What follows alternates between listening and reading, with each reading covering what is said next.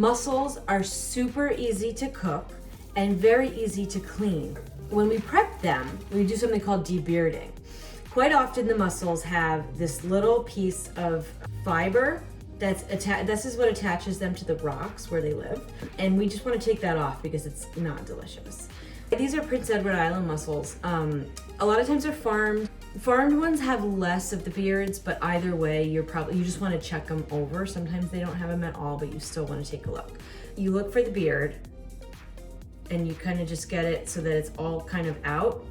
And then you grasp it between your thumb and forefinger and just give it a little wobble and a tug. And that's it. That's the end of it. Perfect. And also, when you look through the mussels, you want to make sure they're all closed.